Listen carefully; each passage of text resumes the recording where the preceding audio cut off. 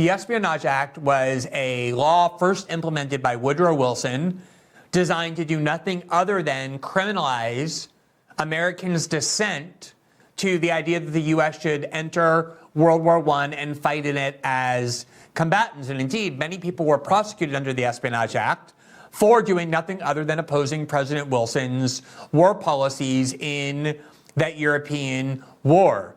Efforts to overturn that law on the grounds that it is blatantly unconstitutional have produced some of the most notorious and shameful rulings in Supreme Court history, and yet the court has protected this law, and it is one of the most extreme and repressive laws in the U.S. Code, and it has basically was allowed to remain dormant for all of the 20th century.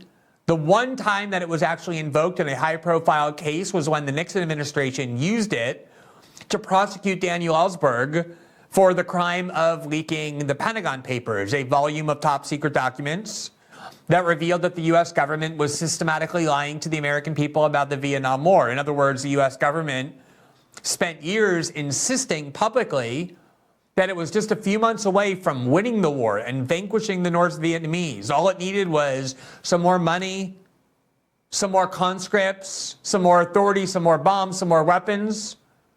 And yet privately, as the Pentagon Papers revealed, the U.S. government and its top officials inside the Pentagon and war-making agencies in the U.S. security state had acknowledged from the start of the war that victory would be impossible, that the greatest and best case scenario was a stalemate.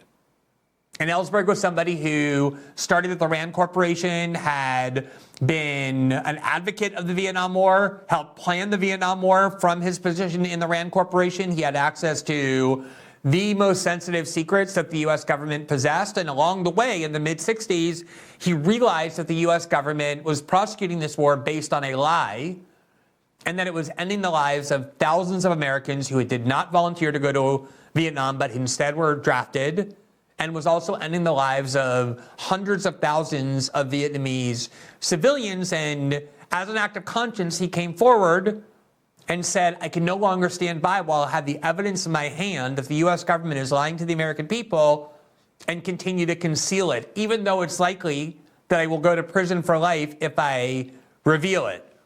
He first tried to get senators to read the Pentagon Papers into the record, because senators under the Constitution have full immunity from prosecution for anything they do or say on the Senate floor, and not a single senator was courageous enough to do it. And so it left it to Ellsberg. He finally went to the New York Times, provided these documents. The New York Times reported on it.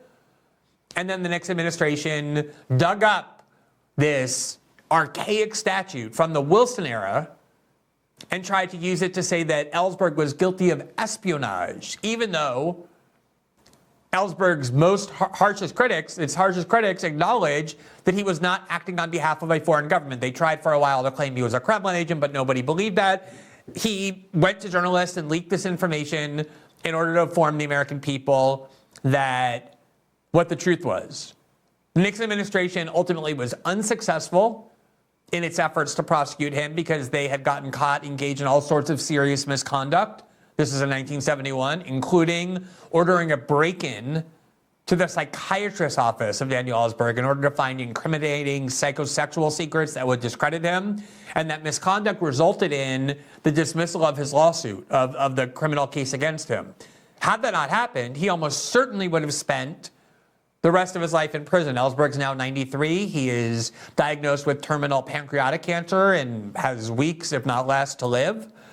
But that was one of the things that he did in history, was reminded the U.S. government about the existence of this very repressive law. And the reason it became such a valuable tool in the hands of the U.S. government, because Ellsberg, his plan all along was he wanted to come forward and identify himself as the leaker of the Pentagon Papers. He didn't want to hide behind anonymity. He decided he owed it to the American people to come forward and identify himself and explain why he leaked these documents, even though they were marked top secret. And his plan was to go to trial and convince a jury of his peers that even though the law prohibited him from doing what he had done, his actions were morally justified. He was obligated to do it ethically, because the evil of forcing him to remain silent while watching the government lie to the population about something so significant outweighed the imperatives of the law.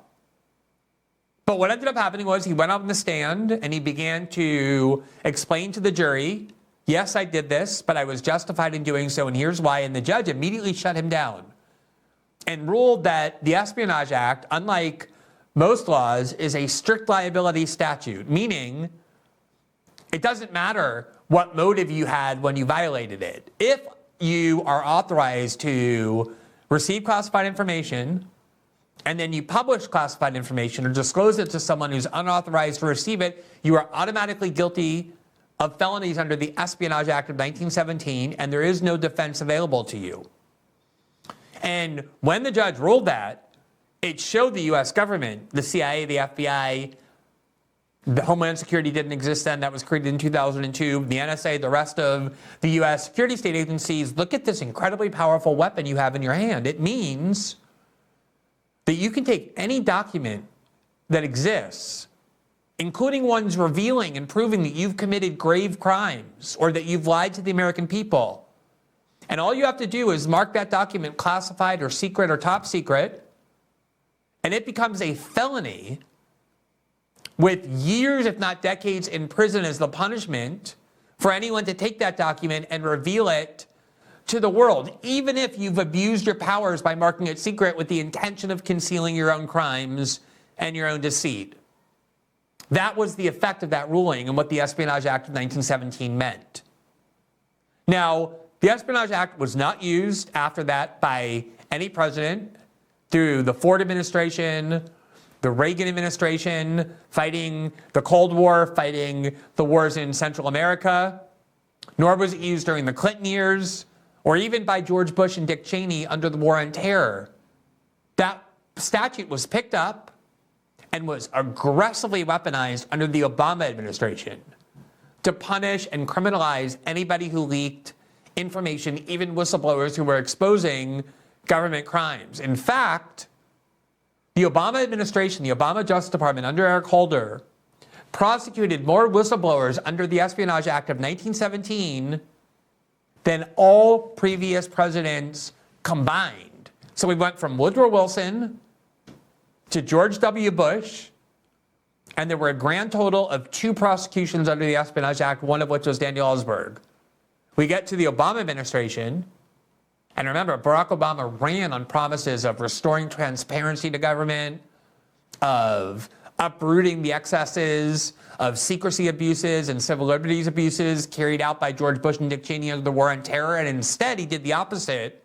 In so many instances, he strengthened and expanded those abuses of George Bush and Dick Cheney, including by re-weaponizing the Espionage Act and using it to prosecute more whistleblowers than all previous presidents combined. That was the statute under which Edward Snowden was prosecuted and still is being charged. And I remember so well when Edward Snowden sought asylum in Russia after the Obama administration purposely trapped him there when he was transiting through on his way to Latin America to get asylum. John Kerry and other Obama officials, Hillary Clinton, would constantly go to the media and say, oh, if Edward Snowden really believes in what he's saying, that he was justified in doing what he did, he should, quote, man up. That was the words of John Kerry. And go back to the United States and argue to a jury of his peers that he was in fact justified to do what he did.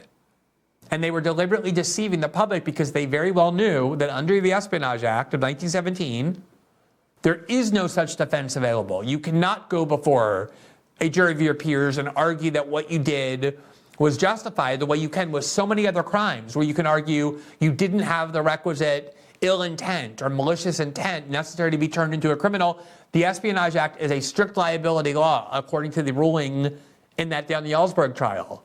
And so people charged under this law are essentially consigned inevitably to being found guilty, as long as it can be proven that they publish classified information without authorization.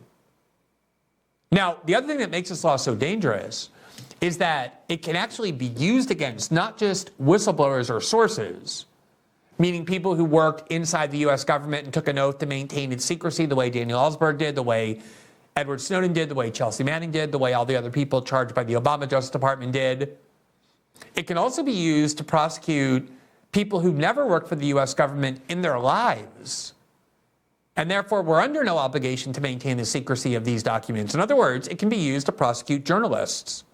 Journalists who receive information that is classified from a source and then go and publish it. If you read the language of the Espionage Act, it doesn't confine itself just to sources. It essentially says anyone is guilty of a felony if they publish classified information, not people who have an oath to keep it secret. So in the language of the Espionage Act, you can actually criminalize journalists. The question has always been, if you were to try and use the Espionage Act against journalists and prosecute journalists, even though they're under no obligation to maintain classified documents as secret, would you run afoul of the First Amendment guarantee of a free press? And the U.S. government has never wanted to test that because they like having this weapon to hang over the heads of journalists. During the Snowden reporting, they constantly threatened us, publicly and privately, with prosecution because they were hoping that it would scare us, that we would think in any kind of difficult case, well, maybe it's no longer worth publishing because the government always has the option to try and prosecute us under the Espionage Act. Or maybe, look, we won all the awards, we've gotten all these plaudits, maybe it's time to stop. Maybe we should just not report all the stories in the archive that the public has a right to know out of fear that the Justice Department might prosecute us. They like having this weapon to hang over your head, and they use it aggressively. And they don't want to risk losing it by having a court ruling where they prosecute a journalist under it and a journalist successfully raises a free press defense. Now, we get to the case of Julian Assange. The Obama administration desperately wanted to prosecute Julian Assange under the Espionage Act. They convened a grand jury. They spent years investigating Assange. And they knew from the start that they couldn't charge Assange with crimes simply for publishing these documents, because Assange worked in partnership with some of the leading media outlets in the world that published these same documents, including the New York Times and the Guardian and El País and all sorts of other media outlets around the world. So the question always was, how can you criminalize Julian Assange and his publication of these top secret documents, but not criminalize and prosecute the New York Times, the Guardian, and all the other newspapers that publish the same material? And so the challenge for the Obama Justice Department was to find something that Assange did that went beyond merely receiving these documents from Chelsea Manning and then publishing them, to say that he somehow became part of the criminal acts themselves beyond just publication. And the Obama administration searched and searched and searched for years using grand juries. They subpoenaed people. They subpoenaed documents and witnesses, and they could find nothing.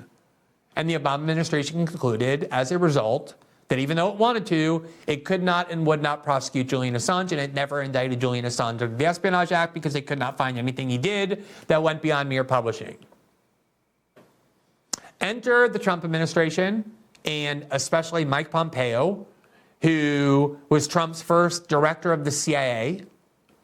And Pompeo, I think most Trump supporters now realize, was completely deceitful in presenting himself as some sort of populist or some sort of adherent to MAGA ideology. He was pure neocon from the start. If you look at his voting record when he was in the House of Representatives, he supported every single U.S. war, including the Obama administration's covert war to overthrow Bashar al-Assad in Syria, a war that even Ron DeSantis, when he was a member of the House, opposed, even though he had a pretty standard pro-war record as a Republican House member. And Mike Pompeo stood up as CIA director in 2017 and gave one of the creepiest and most menacing speeches I've ever heard from a top official, in which he vowed he would do everything in his power tirelessly to work to destroy WikiLeaks. He said WikiLeaks believes they have the right to First Amendment free press and free speech rights, but they do not. And the time for them to abuse our Constitution has come to an end. And Pompeo worked tirelessly to get the Trump Justice Department to indict Julian Assange, and they did, and they charged him with crimes under the Espionage Act of 1917.